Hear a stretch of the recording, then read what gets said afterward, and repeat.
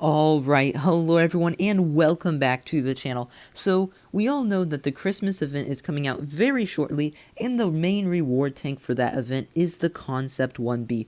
Now, we all know as well that the Christmas event is very expensive to get the main tank, and very few people get it because obviously it is so expensive. So, we're going to be comparing this year's reward tank, the Concept 1B, with previous year's rewards tanks, the VK90, the M4, MLE 54, and the T22. Those were the last 3 years, I believe, tank rewards. So we're going to be comparing this tank compared to those tanks and talking about the price, and is this tank actually worth even trying to get? Is it, a good tank? Is it good enough to actually spend that much, money on to try to get this tank, especially compared to the previous years? So, Concept 1B, of course, is a Tier 10 American heavy tank, and this tank has 2,350 HP. I'll go down one screen here for the firepower. It is sitting at exactly 3,000 DPM, as you can see here. And the penetration is 258 millimeters, 400 alpha damage on this tank, with a reload time of a flat 8 seconds. So that's some pretty decent gun right there, I would say. Compared to something, let's say another decent tank like it. It's similar to a Mark 6 gun, a little less DPM on this thing, and obviously I don't believe it's quite as accurate. I don't think it's quite as accurate as the Mark 6's gun, or obviously not as good HE pin, so kind of that's a gun sort of similar-ish. I think you could compare this to. Not quite as good of a gun on this tank though, I would say. But yeah, moving on to the accuracy of the tank. The accuracy of the tank, we're sitting at a 1.99 second base aim time, which is okay. Dispersion of 0.326, which is okay as well. But it does have a very nice 10 degrees of gun depression on this tank, as well a very quick for heavy tank, 45 km/h top speed forwards and 18 in reverse. So that is a very mobile heavy tank, I would say. Great gun depression, so you can use that super strong turret on this tank in a decent enough gun to get out some damage in the tank. It's a decent enough gun, decent DPM, decent pin, decent stuff like that. And now moving on to the armor profile, and this is where this is probably the strongest aspect of the tank, I would say, would be the armor profile. And that was an amazing voice crack. Wow. So the tank's armor profile, we're looking here at a very, very thin turret. This tank has an extremely thin turret. It kind of looks like an M5 turret, just like shorter, down on the tank a little bit more. And it has a big ol', what is that there? What's it called? Gun mantle. Yes, a gun mantle, so that's giving you plenty of armor. Not the strongest on top of the turret, I would say. That's pretty easy to pin through, compared to a lot of other tanks' turrets. That's actually decently easy to pin through.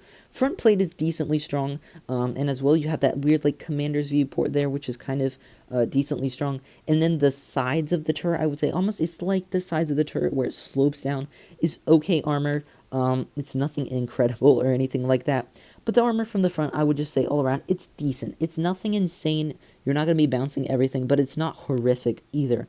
Now, going hold down in this tank is quite the different story. Here is you using your 10 degrees of gun depression. Yeah, you're really not going to get pinned too easily in this position at all. Your entire turret is covered. You're good there.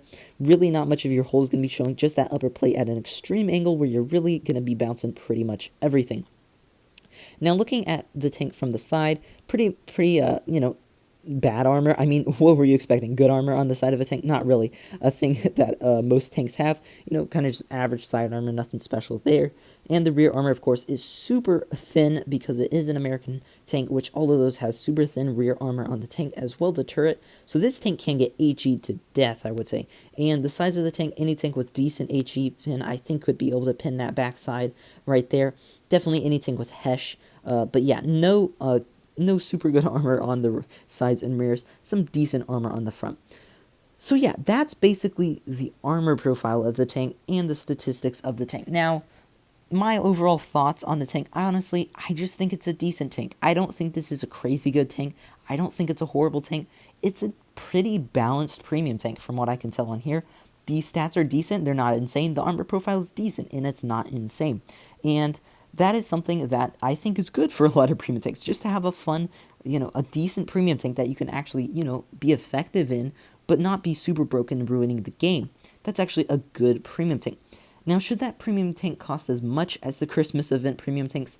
Yeah, no, it really shouldn't. That costs way too much. I mean, it's like $200-300 to get this tank, and unless you are insanely lucky and get it on like your first, second, maybe third, fourth snow globe, then it might only cost you like 20, 30, 40 bucks. Or sometimes, maybe very rare for a couple people, free if they get it on their first free snow globe. So yeah, this tank, honestly, I don't think it's worth it, especially compared to previous year's tanks. Let's look at last year's. The AMX, I still think that is a super strong heavy tank. Great gun on that tank, great armor on that tank, pretty mobile. I think that's a really good, strong French super heavy. The year before, the VK90, honestly still one of the strongest tier 10 premium tanks in the game. Well, actually collector tank. It's super strong, one of my favorite tanks to play out there. Insane armor profile, insane gun on that tank, and it's pretty mobile as well, so I think that's a great tank. And both those tanks I definitely say are better. And then of course the years before, the T22, obviously, in a classic OP tier 10 tank, basically was the OG OP tier 10 tank. We've had some pretty OP ones come after that, just basically the VK90, and that's really, there's not too many OP tier 10 tanks. Super Conk's pretty OP as well. But yeah, comparatively to the last 3 years, I would say this is the weakest tank out of all three, personally. Now, obviously, haven't played last year's the M4 MLE, or this year's, when obviously it's not even out in the game yet. So I can't compare those two to the previous 2 years. I have played the T22 and the VK90, but just playing those are really strong tanks, and I don't think this tank will quite live up to how good those tanks are. So, do I think it's a good thing that tank isn't broken? Yes, I think that's good, and all premium tanks should be balanced like this. But do I think that it's worth the Christmas event price? Yeah, probably not, especially compared to the previous years. So I would say, unless you have a buttload of money to just do whatever you want with, then do whatever you want with it. Get this tank if you have that much money just to waste and spend for no reason. But if you don't, and you just want to try to get this, and you're like, well, I don't want to spend, too much, but I want to try to I'll spend this extra, 20, 30 bucks here. Don't do it. You're not going to get the tank, most likely. Very, very, very low chance that you're going to get the tank. And second of all, it's really not that good of a tank to be worth it. Spend your money on the Blitz auction. You could get maybe last year's, year before's Christmas event tanks that are much better. Maybe the T22 will be in there. Stuff like the Dracula, the Hellsink, lots of OP tier 8 premium tanks in there for much cheaper prices. So yeah, I would not recommend going for this year's Christmas tank. Personally, I would not recommend it. But yeah, I would still try to get as many snow globes as you can, because there are plenty of other OP premium tanks in there that you can get. Stuff like the Object 260. I believe the... Oh, I'm going brain dead right here. Yeah, the Smasher's in there. There's a lot of other great tanks in there. I mean, there's like 25 OP premium tanks in there. The only bad ones, which aren't even that bad actually, is like... Honestly, there aren't any bad premium tanks in that deal right there. And there's no longer the 200,000 free XP deal or the gold thing in there. So that's good. We got those out of there. I mean, the gold one wasn't too bad, but at least we got the free XP one out of there. So yeah, I would not recommend going for this year's Christmas tank. I hope you enjoyed the video, everyone, and I'll see you in the next one. Bye.